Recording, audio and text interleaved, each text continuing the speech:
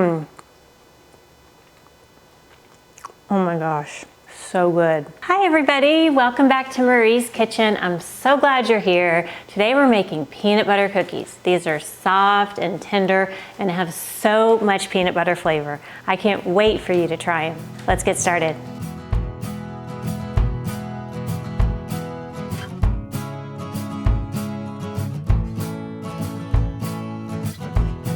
Okay, first step is our dry ingredients, and I have my flour measured out. It's all-purpose flour. It's 1 1/4 cup or 175 grams. To that, we're gonna add baking soda. It's 1/2 teaspoon, and then 1/2 teaspoon salt. Now we can give this a quick stir and set it aside. Some of you have been asking, where is Gracie, our African gray parrot? You haven't heard her screeching as much during the shows. Well, she really likes to chew on cardboard. So I put her in we get these large boxes from Amazon, and I open it up, put her in there, and she likes to chew the whole thing up. So she's over there chewing on her box, and I also put some little pieces of food in there that she can find, so it's really just mentally stimulating, I think, for her. Now, I don't leave her in there. I know you're not supposed to leave parrots in boxes because it can stimulate egg-laying behavior, so we definitely don't want that. She just plays in there for a couple hours, and then she goes back to her cage. So anyway, okay, now for the butter and sugar mixture, I'm gonna use my KitchenAid stand mixer because it's just so easy, but if you don't have one,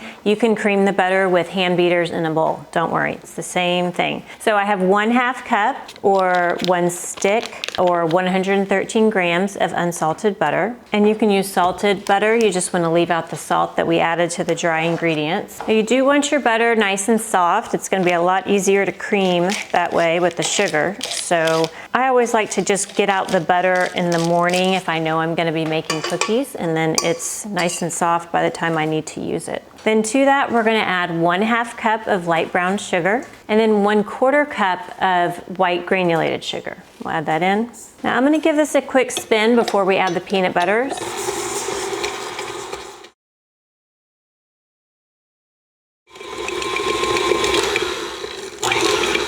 Okay, great.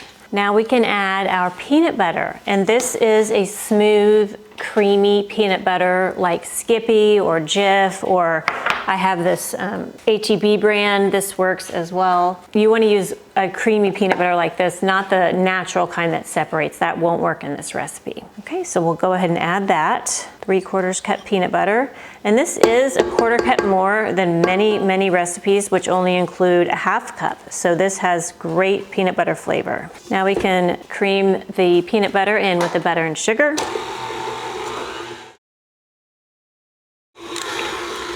Stop here and scrape down the sides. You really want to be sure these first ingredients get mixed well. You don't want to have patches of peanut butter, in your cookies. They just don't turn out very well. So scrape down the sides, scrape the bottom, make sure everything's getting mixed in. All right, looks great. The thing about making peanut butter cookies is you will end up with peanut butter everywhere, which is what I have already. This doesn't happen with other cookies. I think this is just such a soft mixture, it goes everywhere. All right, now we will add our egg and vanilla. We've got 1 large egg. Add that in. Next is a teaspoon of vanilla extract. Now we'll mix this together.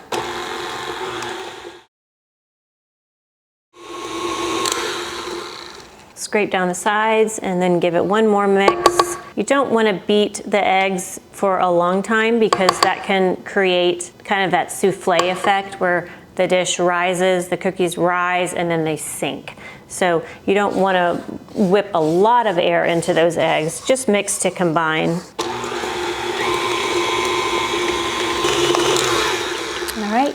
Next step is our dry ingredients. Now we'll add our flour, baking soda, and salt. Oh my goodness, a gnat. Ugh.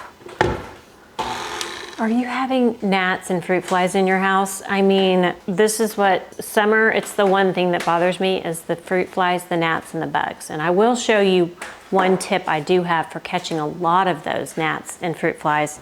It works, I'll show you. Okay, so now we're just mixing the dry in with the wet. And of course you just wanna mix just to combine. You don't want to over mix or you'll end up with tougher cookies. Does everybody like soft peanut butter cookies, or do you prefer like a crispier cookie?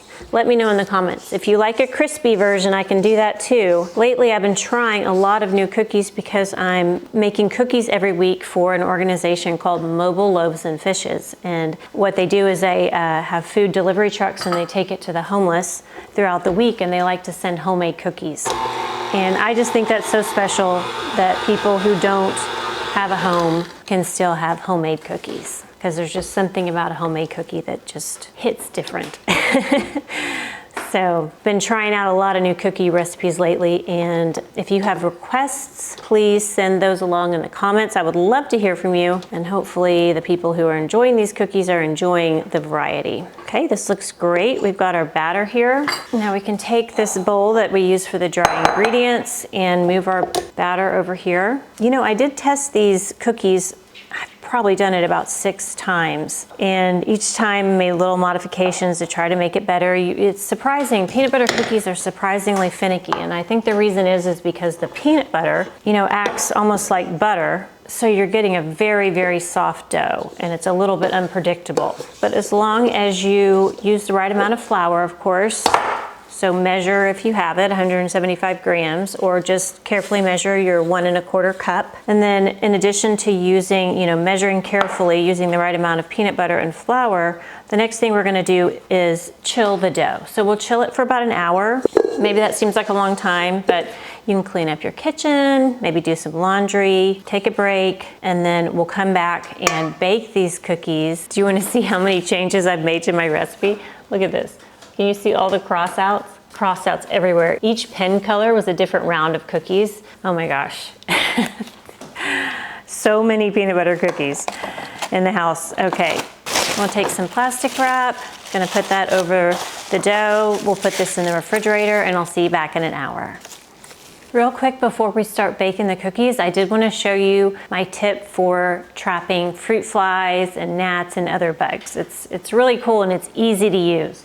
So just over here at the plug, and if you can see over on this one, it has a light glowing behind it, and that light attracts the bugs. And so on the back of this, you have this sticky, this one doesn't have very many bugs on it because I just replaced it, but you see this is sticky, so the bugs come over to it and they get stuck to it. So there's no chemicals or anything like that. You just slide this piece in back here, and then you plug this into your wall, and the lights light up here, and that's how the bugs get attracted to it, and then they get stuck on the paper, and you can just change these out as often as you need. Every few weeks is kind of what I do. So we'll just plug it in over here. You'll see the light like that. And these are the little things that go in the back of the little contraption. So this is one that I've had on a lower socket, and I haven't changed it in a few weeks, so I'll show you. It does capture quite a bit. See all those bugs it captured? So it really does work. And then I'll just take off this because it's time to change it, obviously. We'll take that off and then grab a new one here. You pull off the backing to get the sticky part there, and then you just slide it in to fit into this. We'll plug it in and catch some more bugs. I'll put the link in these in the description box below. It's not sponsored. I just thought you might like them. I use them all year round, but they're extra helpful in the summer with all the fruit flies. So let me know if you try it. Also, let me know, do you have another secret for trapping or avoiding all the gnats and fruit flies over summer? Let me know your tips and tricks. I would love to hear them.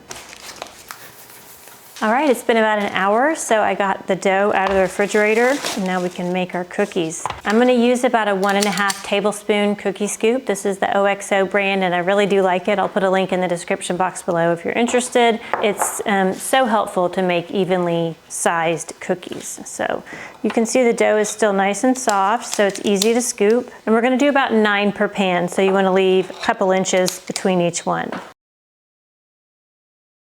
If your scoop starts to get a little sticky and it's hard to get the cookie out, just dip it in some warm water, pat it dry, and then start using it again. It'll be much easier. Now, for peanut butter cookies, often people will roll them in sugar. I really don't feel that's necessary. We've got enough sugar in there. So I'm just going to use my hands now to make these into these kind of smooth ball shapes. And this will help us get nice smooth edges on those cookies. And it'll also help keep the cookies more round as they bake. If you don't care about that, you don't need to do this step.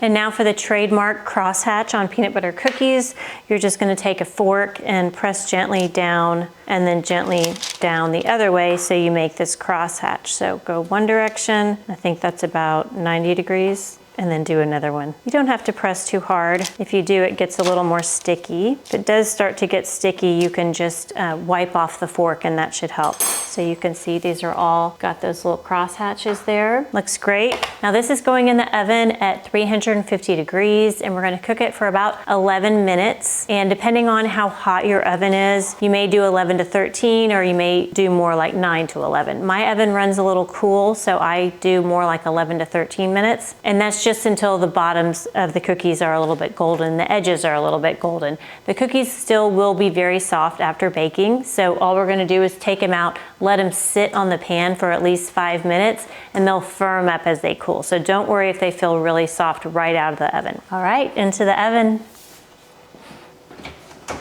All right, the cookies are almost done. I am leaving mine in for about 2 extra minutes, so more like 11 to 13 minutes, because I do want these nice and firm so they hold up well when we package them up and give them out. So if they're real soft, they're not gonna hold up well. But if you like your cookies really soft, of course you can take them out sooner. Okay, these are done and they look great. They're all puffed up, but they're gonna sink a little as they cool. So we'll let these cool on the baking sheet for about 5 minutes and we'll throw in the next batch. It's been about 5 minutes, so I'm gonna move these cookies over. You can see they're nice and firm now, still soft. Don't these look great and they smell so good. I can't wait to try one. Let me break one open so you can just see just how soft they are. I mean, so tender, so nice and peanut buttery inside. There goes the kitty. That's Muffin. Hey, Muffin. Hey, girl. Meow. Meow. Meow. Just chatting with the cat. Okay. Oh, there's Gracie. Hey. Cops are on the way. That's my favorite sound she makes. Okay, time to test the cookie.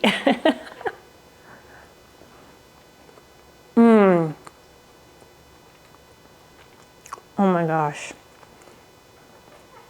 And the fact that it's warm, so good. Best peanut butter flavor, not too sweet. I love these cookies and I can't wait for you to try them. If you like this video, be sure to give us a thumbs up. It means so much to me and really helps my channel. Also, be sure to subscribe and hit the bell button for notifications. And then if you can find the hype button along that like bar, please hit that as well. Also, leave me a comment. Let me know what you think of these cookies. Do you think you might try them? Do you want to see a crisp version? Let me know. The soft ones, these are definitely soft, but if you want to see a crisp peanut butter cookie, I would love to do that for you. Also, let me know your fruit fly traps. How do you deal with fruit flies and gnats over the summer? I would love to hear from you. For this recipe and more, head over to my website, mariesaba.com. There you can go and print out this recipe and all my recipes.